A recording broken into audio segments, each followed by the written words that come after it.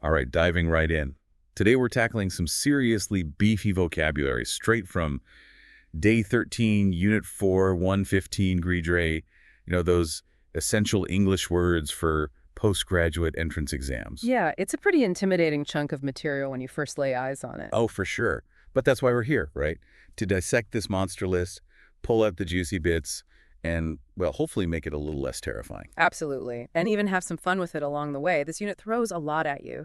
We've got words for slopes, for grabbing things, even abstract concepts like superiority. It's like a mini English language crash course all packed into one section. It is. But that's actually a good thing because it shows how connected vocabulary can be. And that connection is what's going to help it stick in your memory. So, our mission today: to untangle these words, highlight their quirks, and basically arm you with the knowledge to use them effectively. Not just recognize them on a multiple choice test, but really understand them. That's the goal. Yeah. Okay, so let's tackle these word groups as they appear in the material. We'll start with those Klein words, the ones all about leaning. First up, incline.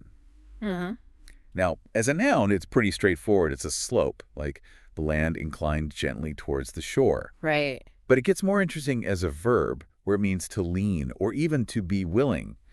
The source gives us it is that one is actually inclined to interruption.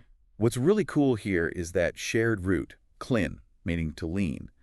So just like land can have a physical slant, a person can have a mental lean towards something, a willingness. Exactly. It's not just about a physical incline. Right. Think about it. Are you inclined to agree that this deep dive is helpful?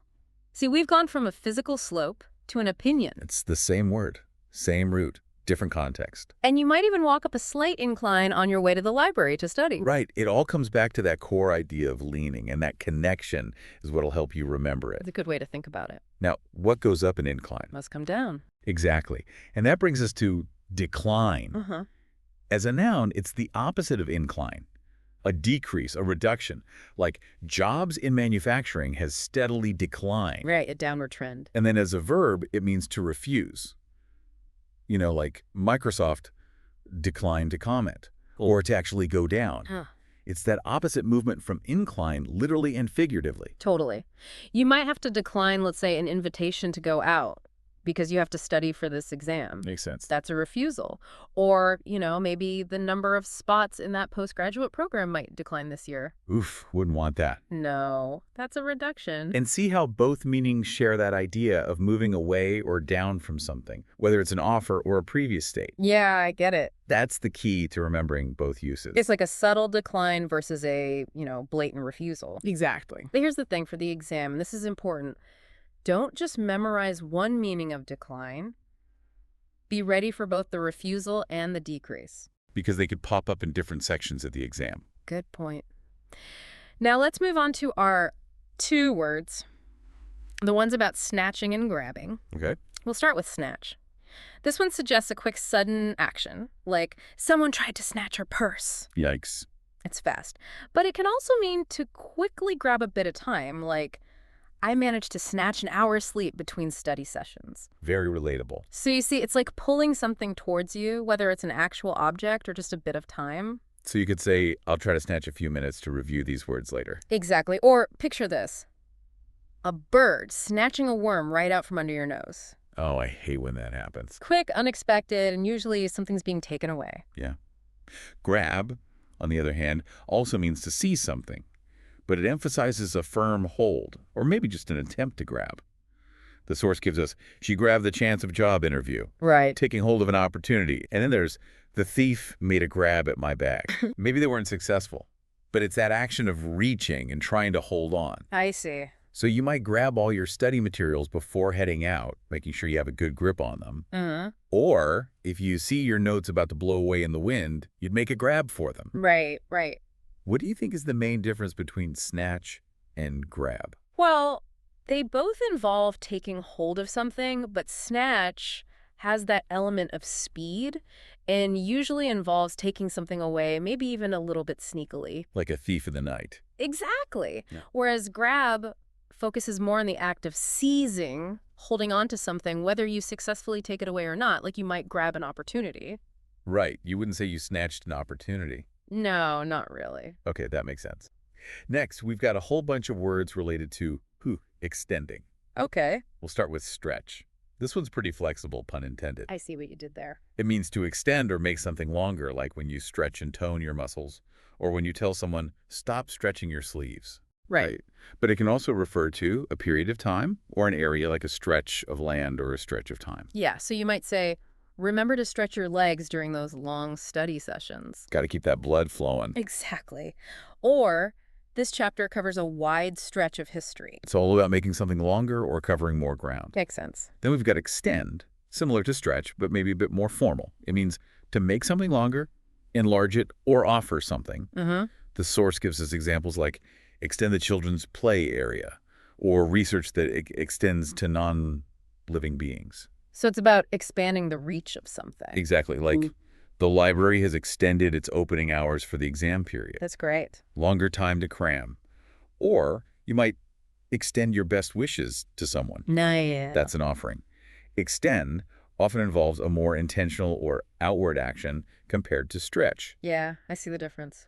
And while we're at it, let's touch on extensive and extension. Yeah. Extensive means wide-ranging. Yeah, like the library has an extensive collection of books. Right, describing how far something extends. And then extension, as a noun, can be the act of extending something or a new part that's added. Like the commute to the new library feels like an unnecessary extension to my day. Oh, I feel that. These are all related, and seeing that connection to extend makes their meanings much clearer. For sure. Okay, moving right along, we have tend. This verb has a couple of main meanings. Okay. It can mean to be likely to happen, as in people tend to be happier when they get enough sleep. True, very true. Or to take care of something like who will tend to the garden while we're away. So it can be about probability or care. Yeah. Interesting. Right, like you could say, I tend to study better in the morning. Uh-huh. That's your inclination, your habit. Or who will tend to my notes while I grab a coffee. That's the looking after something meaning. Exactly. And that likelihood meaning leads us right into tendency. It's a noun for an inclination or a trend. The source mentions a growing tendency for students to study online, and also the need to curb this tendency towards procrastination. So there might be a tendency for certain question types to show up on the exam. Right, a pattern or a leaning towards something. Exactly. And then, closely related, we've got trend. While tendency can be more personal, trend is usually broader, a general direction or fashion. Okay. Like think of the growing trend towards online learning, or markets adapting to flexible trends. So it's on a larger scale? Yeah, bigger picture. You could say the current trend in language learning emphasizes communication skills. It's about the overall direction of change. Precisely. Now, shifting gears a bit, we've got attend. All right. This one means to be present at something like we encourage everyone to attend the exam review session. Right. Or to pay attention. Like it's crucial to attend to the details in the exam questions. So being there and being mentally present. Exactly. And the related noun, attendance, just means being present.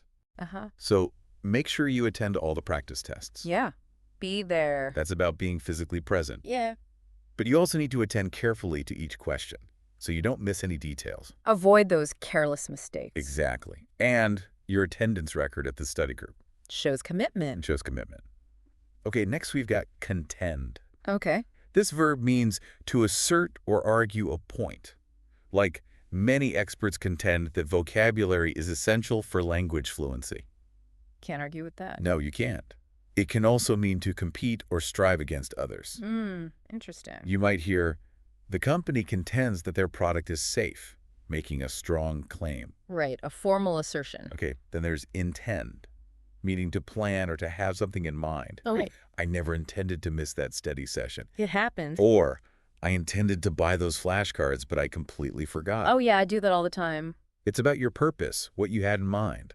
So what do you intend to do after you ace this exam? Good plan. And the noun form is intention, your purpose or plan.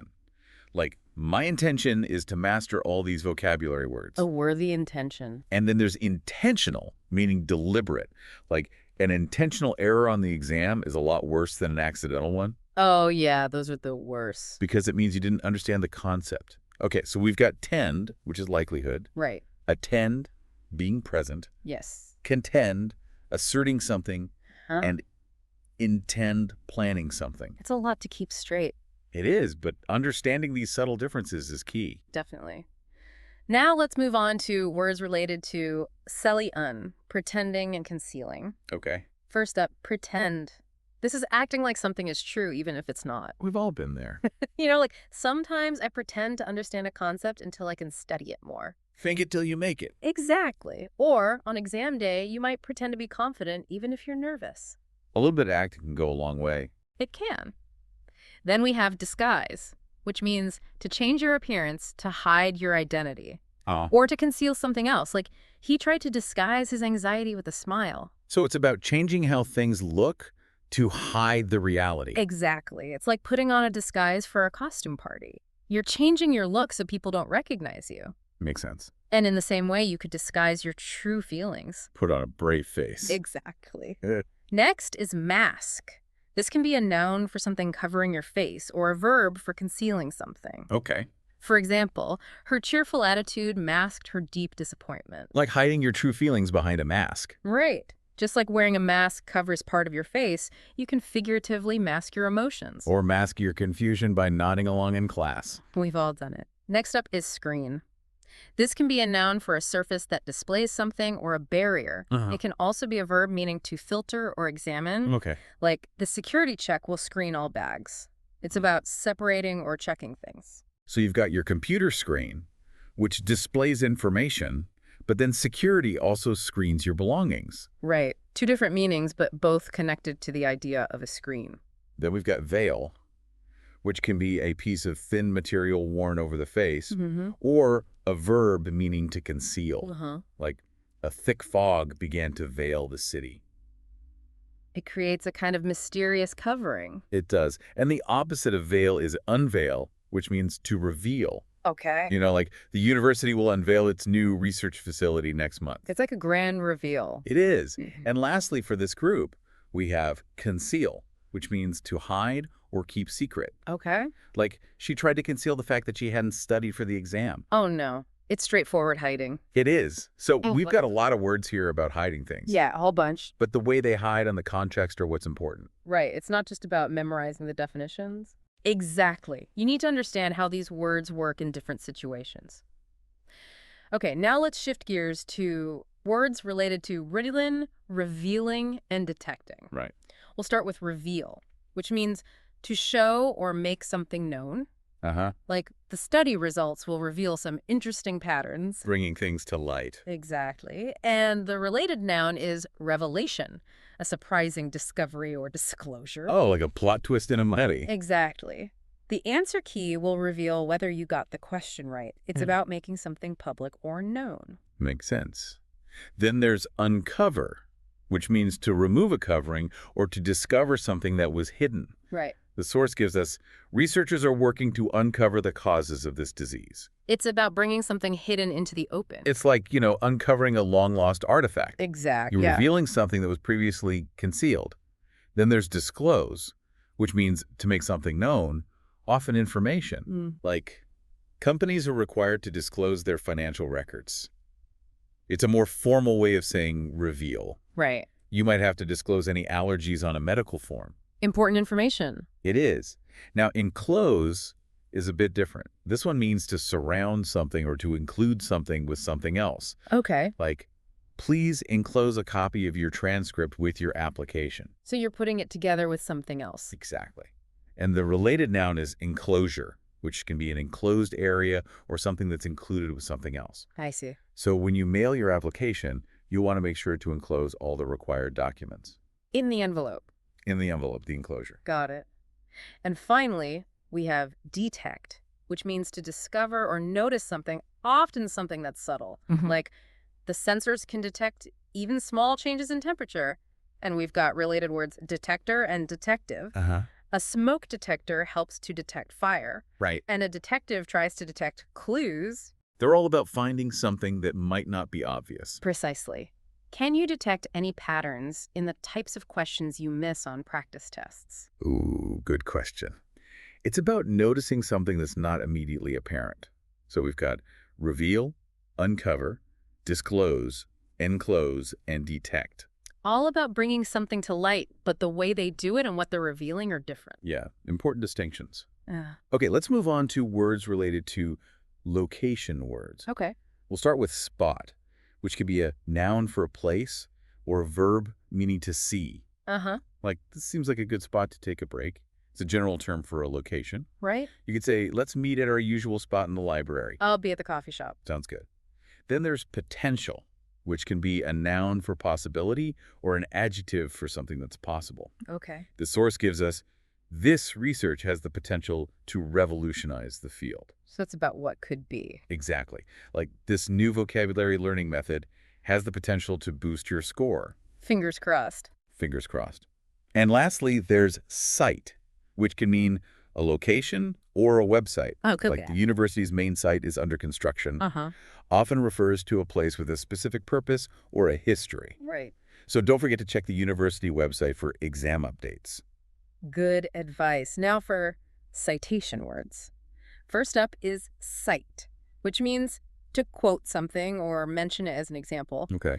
The source reminds us to cite all our sources in our research paper. Got to give credit where credit is due. Exactly. Like, the professor asked us to cite 3 relevant studies in our essays. Proper academic practice. It is. And then there's quote, which can be a noun for something someone else said, or a verb for repeating what someone else said. Okay. Like, can you quote the definition of that term? So you're directly repeating what someone said. Right. Always use quotation marks when you quote something directly. Of course, that's essential. Ugh. All right, let's move on to tense-related words, starting with tense itself, which can be an adjective for feeling nervous or a noun for a verb form. Mm-hmm. The example given is, the atmosphere in the exam hall was quite tense. You can cut the tension with a knife. Right. Or you could say, I always feel tense before a big presentation. I can relate to that. Then there's intensive, which means thorough or concentrated. Okay. Like she's doing an intensive training course. Uh-huh. The adverb form is intensively, as in, I need to study intensively for this exam. No kidding. And then intense, which means very strong or deeply felt. Right. Like, the competition for places in the program is intense. The noun form is intensity, like, the intensity of her gaze was unnerving. So it's about a high degree of something. Exactly. Okay. On to the sense words. It's okay. Starting with sense itself, it can mean perception, understanding, meaning. Right. Like, it makes sense to study the most frequent vocabulary words first. Logical. Logical. And as a verb, it means to perceive something like, I sense that this exam is going to be difficult. Don't worry, you've got this. Then there's sensitive, which can mean easily affected by something or understanding and caring about other people's feelings. Okay. Like, be sensitive to the nuances and meaning between similar words. Good advice. Good advice. Yeah. You could also say, he's very sensitive to criticism. Takes things to heart. Takes things to heart. Now, senseless, meaning pointless or unconscious. Mm-hmm. It would be senseless to stay up all night studying the day before the exam. Yeah. You need your rest. Definitely. Yeah. Sensible, on the other hand, means reasonable or practical. Right. Creating a study schedule is a sensible approach. It is. Or it's sensible to take breaks while you're studying. Absolutely. Pace yourself. And then nonsense, meaning foolish or meaningless talk. Yeah. Like, don't waste your time on nonsense. Focus on your studies. Good advice again. Right. Some of those online study guides are complete nonsense. Beware. Beware.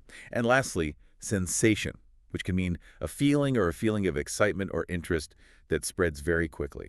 Like, the news of her perfect score caused a sensation. Wow. Right. The adjective is sensational, meaning very exciting or interesting. So it's about something that creates a buzz. Exactly. Okay, I think it's time for a little role play. Let's do it. All right. I'm feeling a bit tense about the upcoming exam. Understandable. I intend to do some intensive review this weekend. That's a sensible plan. Make sure to attend to the specific instructions for each section. Right. And don't just snatch at answers without thinking them through. Exactly. You've got to be strategic. I've noticed a tendency for certain question types to show up over and over again. I need to detect those patterns. That's a good strategy. Pay attention to those recurring themes. And if you come across a word you don't know, don't pretend you understand it. Oh, yeah? Try to uncover its meaning from the context. Right. Use those context clues. Exactly. You're not trying to conceal any gaps in your knowledge. Nope. My intention is to achieve a superior score. I think you have a good chance. Just be sensible and stick to your study schedule. Thanks for the pep talk. You got this. So let's recap some of those key connections. Okay. Remember how incline and decline are opposite movements or trends? Snatch is about speed and taking, while grab emphasizes a firm hold. You got it. Stretch and extend both involve making something longer, but extend often has a more deliberate or outward feel. Right.